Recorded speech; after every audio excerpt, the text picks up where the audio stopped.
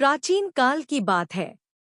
राजा जनक ने ज्यों ही योग बल से शरीर का त्याग किया, त्यों ही एक सुंदर सजा हुआ विमान आ गया और राजा दिव्य देहधारी सेवकों के साथ उस पर चढ़कर चले। विमान यमराज की संयमनीपुरी के निकटवर्ती मार्ग से जा रहा था।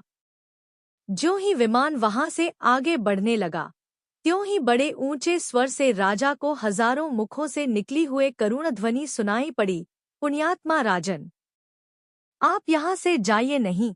आपके शरीर को छूकर आने वाली वायु का स्पर्श पाकर हम यातनाओं से पीड़ित नरक के प्राणियों को बड़ा ही सुख मिल रहा है। धार्मिक और दयालु राजा ने दुखी जीवों की करुण पुकार सुनकर दया करके निश्चय किया कि जब मेरे यहाँ रहने से इन्हें सुख मिलता है तो बस मैं यही रहूंगा। मेरे लिए यही सुंदर स्वर्ग है। राजा वहीं ठहर गए। तब यमराज ने उनसे कहा, यह स्थान तो दुष्ट, हत्यारे पापियों के लिए है। एल हिंसक, दूसरों पर कलंक लगाने वाले, लुटेरे, पतिपरायणा पत्नी का त्याग करने वाले, मित्रों को धोखा देने वाले, दंभी, द्वेष और उपहास करके मनवाणी शरीर से कभी भगवान का स्मरण न करने वाले जीव यहाँ आते हैं और उन्हें नरकों में डालकर मैं भयंकर यातना दिया करता हूँ। एल तुम तो पुण्यात्मा हो, यहाँ से अपने प्राप्य दिव्यलोक में जाओ। जनक, राजा जनक ने कहा, मेरे शरीर से स्पर्श की हुई वायु इन्हें सुख पहुंचा रही है, तब मैं कैसे जाऊं? आप इन्हें इस दुख से मुक्त कर दे तो मैं भी सुखपूर्वक स्वर्ग में चला जाऊंगा। यमराज ने कहा, ये कैसे मुक्त हो सकते हैं? इन्होंने बड़े बड़े पाप किए हैं।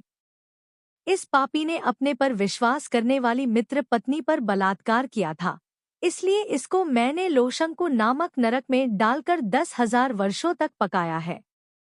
अब इसे पहले सुअर की फिर मनुष्य की योनि प्राप्त होगी और वहां पर नपुंसक होगा। यह दूसरा बलपूर्वक व्यभिचार में प्रवृत्त था।